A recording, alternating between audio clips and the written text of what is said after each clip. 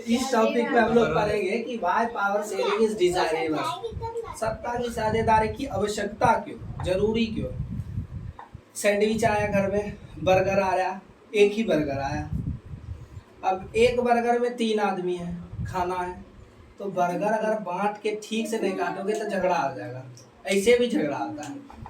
Burger अगर ठीक से नहीं कटा तो ऐसे भी झगड़ा होगा। अरे तुम ज्यादा ले लिया, छीना झपटी हो गया, जो बर्गर नीचे गिर गया, खत्म। तो वही है पावर शेयरिंग कि जो भी पावर है अगर उसको ठीक से बांटा नहीं जाए तो वो झगड़ा होगा। किस चीज में? तो दो समुदाय के बीच में। और झगड़ा हुआ मतलब वहां की जो प्रशासनिक व्यवस्था है वो तो बाधित होगी ही। उसके बाद पॉलिटिकल जो वहाँ सिचुएशन बन जाएगा वो भी बाधित होगा। आज भारत में बहुत बड़ा उथल पुथल हो जाए, राजनीतिक उथल पुथल, सरकार गिर जाए, तो क्या होता है, राष्ट्रपति शासन लग जाता है। ठीक है, घर में झगड़ा कर लिया मम्मी पापा सॉरी भाई बहन पूरा बर्गर के लिए, छीनो झपटी हो गया, तो उस दिन उसका खाना बंद हो जाता है। काहे कि राष्ट्रपति शासन लग जाता है, पप्पा शासन लग जाएगा, अब मम्मी गृह मंत्री है, एकदम खाना बंद, कुछ नहीं मिलने वाला है। तो वही है कि पावर शेयरिंग की आवश्यकता क्यों है। तो सबसे पहले विवेकपूर्ण रीजन क्या है, मतलब इसका कोई एक तरह से समझदारी वाला रीजन कहो। ये हमारे वैसे कोई किताब में लिखने वाले जैसे होता है ना कि एक दिन कल कहानी सुनाई थे ना कि समझदारी जो है किताब से नहीं आती है, वो कुछ ऐसी चीज है जो अपने मन से या धीरे धीरे उम्र के साथ आती है। तो यही है विवेकपूर्ण या प्रूडेंशियल रीजन इसको कहते हैं। It reduce the chance of conflict between various social group. ये जो है कन्फ्लिक्ट मतलब हो गया एक तरह से हिंसा टाइप का। ठीक है, तो होता क्या है कि अगर ठीक से सत्ता की साझेदारी नहीं हुई, अगर ठीक से बर्गर का बंटवारा नहीं हुआ, तो हो सकता है कि दूसरे सामाजिक ग्रुप में, समूहों में झगड़ा हो जाए। झगड़ा हुआ तो क्या होगा कि कन्फ्लिक्ट हुआ, वायलेंस होगा, कन्फर्म है। ठीक है, हिंसा होगी, पॉलिटिकल इनस्टेबिलिटी हो जाएगा। दिल्ली में कृषि कानून हुआ था तो सभी किसान जाके दिल्ली एनसीआर में बैठ गए थे, धरना दे दिए थे। तो वहाँ पर हुआ क्या, वायलेंस हो गया। तुम लोग उस समय देखते हुए अलग अलग तरह का फोटो वायरल होता था, किसान को पानी ऐसे पूरा मार रहा है, बम्मा से, कोई लाठी से मार रहा है। तो वहाँ क्या हुआ, हिंसा हो गई और पॉलिटिकल इनस्टेबिलिटी हो गया। प्रशासनिक व्यवस्था तबाह है वहाँ का, क्या करेगा, अब कितना पुलिस फोर्स भेजेगा उसको रोकने के लिए। फिर आता है कि power sharing is good way to ensure political instability. सत्ता की साझेदारी जो है ना, पॉलिटिकल इंस्टेबिलिटी के लिए मतलब उथल पुथल को बचाने के लिए सत्ता की साझेदारी की आवश्यकता है। बिहार में देखो, हम अभी ना पिछले पहले दे रहे थे एग्जाम्पल कि अलग अलग जाति के लोगों को सत्ता में लाया जाता है। क्यों? अब छोटे जाति को सत्ता में नहीं लाए, मंत्री नहीं बनाए, उस सब छोटे जाति को एकजुट कर ले और हल्ला बोल दे विधानसभा में, लो सरकार गिर गई। तो इस चीज से बचने के, सरकार गिर जाना या गिरा देना ये बहुत अच्छी बात नहीं है। आज विपक्ष अपने कार्य को भूलता जा रहा है। विपक्ष का कार्य है सरकार को चलाने में मदद करना, और आज का विपक्ष सरकार को चलाने में कम और सरकार को गिराने में ज्यादा काम करता है। विपक्ष अपनी भूमिका को क्या कर रहा है, भूलते जा रहा है।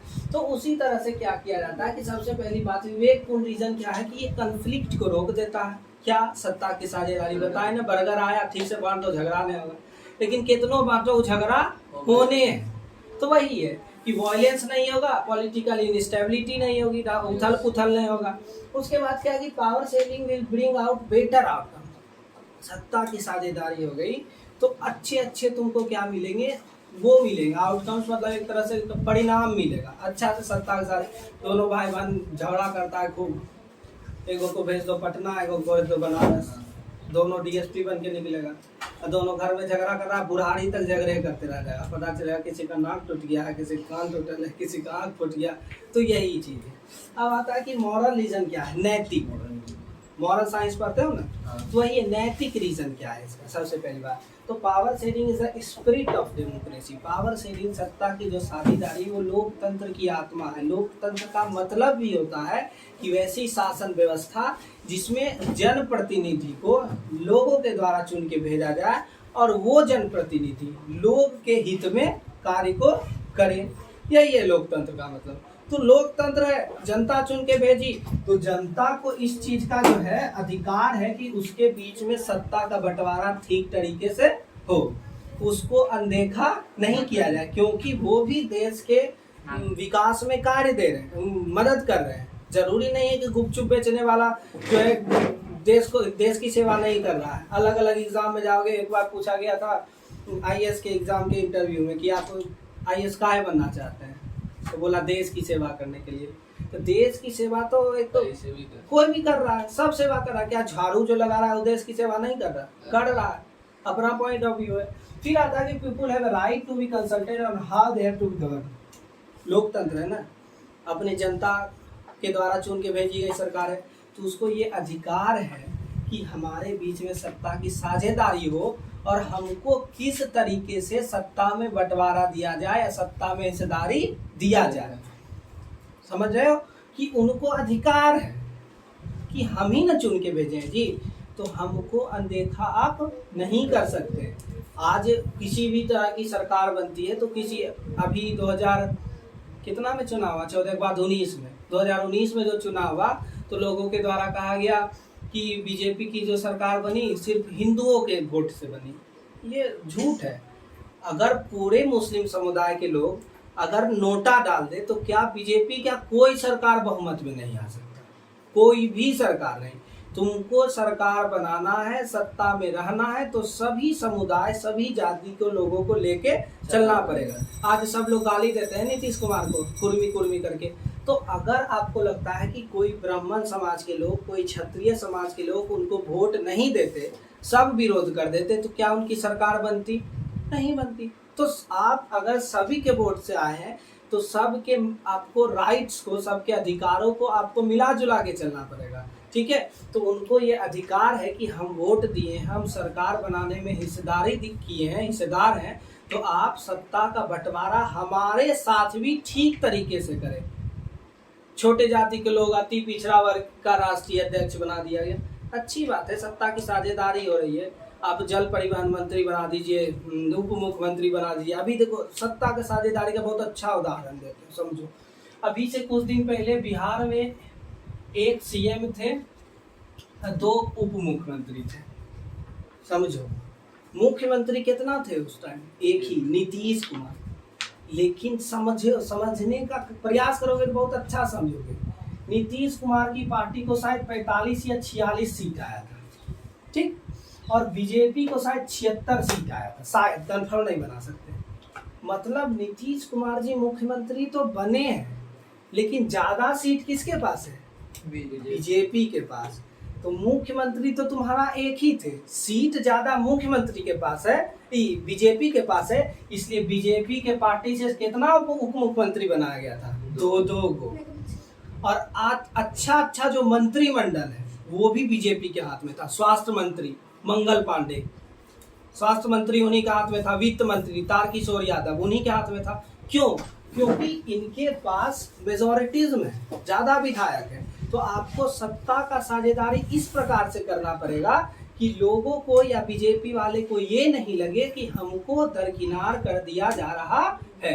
अभी की भी सरकार जो बनी है, गुलशन को नींद आ रहा है ना, अभी की भी जो सरकार बनी है उसमें देखा जाता है कि जिसको ज्यादा बहुमत है उसके, अभी देखो उप मुख्यमंत्री तेजस्वी प्रताप यादव, उनके भाई वन के मंत्री हैं शायद, अच्छा जो मंत्रिमंडल है वो सभी आरजेडी के पक्ष में। क्यों? क्योंकि यही है सत्ता की साझेदारी। अगर नीतीश कुमार जी बोले कि अरे सब मंत्रिमंडल हम ही रखेंगे, तो बोलेगा ठीक है हम अपना बहुमत वापस ले लेते हैं, तुम 46 सीट में सरकार बनाओ, कैसे बनाओगे, बनाओ। तो यही है सत्ता की साझेदारी कि हम मेजोरिटीज्म में है तो तुमको 1 सीट 2 सीट ज्यादा देना पड़ेगा, हमको 1-2 मंत्रिमंडल ज्यादा देना पड़ेगा। वही है ये सत्ता की साझेदारी। वो तो हम राजनीति के क्षेत्र में सत्ता की साझेदारी को बता दिए, ये समाज के क्षेत्र में कि सामाजिक लोग आपको चुन के भेजे हैं, तो उस हिसाब से क्या किया जाता है कि सभी लोगों की ये आकांक्षाएं होती है, सबका मन होता है कि हमारे ऊपर अच्छे से सत्ता का बंटवारा हो और हम सभी चीजों में हिस्सेदार रहें। जरूरी नहीं कि किसी की एक ही क्षेत्र में हिस्सेदार है। अब आता है कि moral reason of power sharing emphasis the very act of power sharing as valuable.